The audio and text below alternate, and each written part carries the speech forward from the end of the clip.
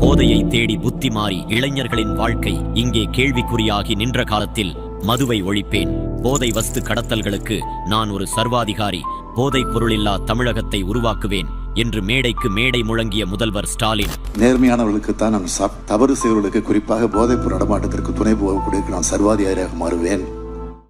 டெல்லியில் 3 ஆண்டுகளாக 2000 கோடி ரூபாய் அளவுக்கு போதைப் பொருள் கடத்தப்பட்ட விவகாரத்தில் தமிழ் திரைப்பட தயாரிப்பாளரை போலீசார் தேடி வருகின்றனர்.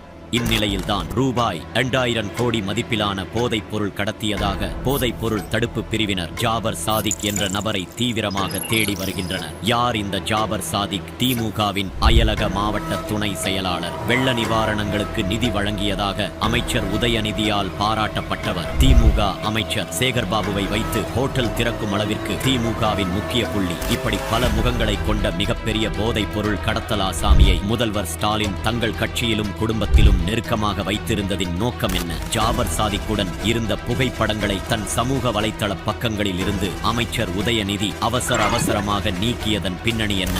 ஜாபர் சாதிக்கை பற்றி முதல்வர் இன்று வரை எந்த அறிக்கையும் வெளியிடவில்லையே, எதை மறைக்க முயல்கிறீர்கள்? பல நாள் திருடன் ஒரு நாள் அகப்படுவான் முதல்வரே.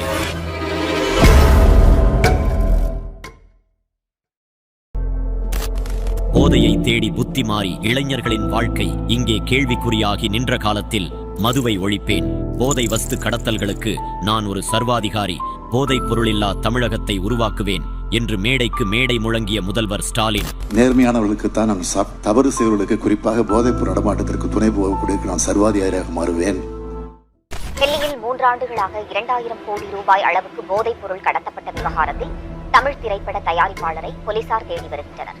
இந்நிலையில்தான் ரூபாய் 2000 கோடி மதிப்பிலான போதைப் பொருள் கடத்தியதாக போதைப் பொருள் தடுப்பு பிரிவினர் ஜாபர் சாதிக் என்ற நபரை தீவிரமாக தேடி வருகின்றனர். யார் இந்த ஜாபர் சாதிக்? திமுகவின் அயலக மாவட்ட துணை செயலாளர். வெள்ள நிவாரணங்களுக்கு நிதி வழங்கியதாக அமைச்சர் உதயநிதியால் பாராட்டப்பட்டவர். திமுக அமைச்சர் சேகர்பாபுவை வைத்து ஹோட்டல் திறக்கும் அளவிற்கு திமுகவின் முக்கிய புள்ளி. இப்படி பல முகங்களை கொண்ட மிகப்பெரிய போதைப் பொருள் கடத்தல் ஆசாமியை முதல்வர் ஸ்டாலின் தங்கள் கட்சியிலும் குடும்பத்திலும் நெருக்கமாக வைத்திருந்ததின் நோக்கம் என்ன? ஜாபர் சாதிக்குடன் இருந்த புகைப்படங்களை தன் சமூக வலைத்தள பக்கங்களில் இருந்து அமைச்சர் உதயநிதி அவசரமாக நீக்கியதன் பின்னணி என்ன?